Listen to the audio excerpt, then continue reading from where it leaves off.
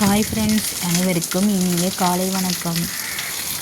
எங்கள் ஊர் பார்த்திங்கன்னா 3 நாளாகவே இந்த கிளைமேட்டில் தான் இருக்குது. அதாவது எங்கன்னா நாகப்பட்டினம் டிஸ்ட்ரிக்ட் வேளாங்கண்ணி பக்கத்தில். எங்களுக்கு வேளாங்கண்ணிலேருந்து ஒரு 6 கிலோமீட்டர் இருக்கும். அப்புறம் எந்த இடத்துலேருந்து எங்களுக்கு வந்து கடல் 1 கிலோமீட்டர் தொலைவில் தான் இருக்குது. இங்கே பார்த்திங்கன்னா இந்த வாழை மரம், இது செவ்வாழை மரம், எல்லா வாழை மரமே தார் விட்டுருக்கு. இந்த காற்றுல கண்டிப்பாலாம் விழுந்துடும். காற்றும் விட்டு விட்டு இது வந்து காலையில் 9 மணி இன்றைக்கி காலையில் 9 மணி. அதுவும் இல்லாமல் அந்த தென்னை மரம் இருக்கு இல்லையா, பயங்கரமாக காற்றுல ஆடுது. பயமாக இருக்குது. வேரோடு விழுந்தாலும் விழுந்துரும் போல்.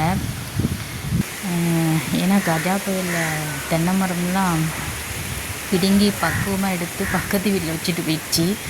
அந்த மாதிரி தான் இருக்குது. இதுவும் செம்ம கிளைமேட்டுங்க. இதை வந்து ஷேர் பண்ணணும்னு சொல்லிட்டு தான் வீடியோ எடுத்தேன். ஆனால் அதே அளவுக்கு காற்றும் பயமாக இருக்குது. மழை வந்து நேற்று ஈவினிங் பெய்யுது. அதுக்கப்புறம் மழையே இல்லை. காற்று மட்டும் தான் இப்படி விட்டு விட்டு வருது. ஆனால் பயங்கரமாக இருக்குது.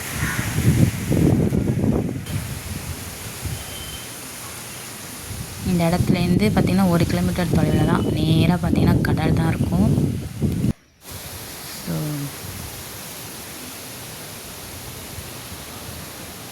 கஜா புயலில் பார்த்திங்கன்னா வீட்டில் உள்ள தண்ணி டேங்க் மூடியெல்லாம் பார்த்திங்கன்னா 4 தெரு தள்ளி தான் கிடந்துச்சு. போய் தேடி பார்த்து தான் எடுத்துகிட்டு வந்தோம். அந்த மாதிரி இருந்துச்சு.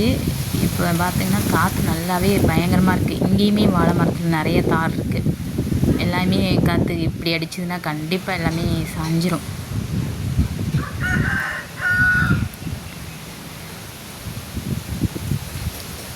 ஓகே ஃப்ரெண்ட்ஸ், எல்லோரும் லைக் பண்ணுங்கள், சப்ஸ்கிரைப் பண்ணுங்கள்.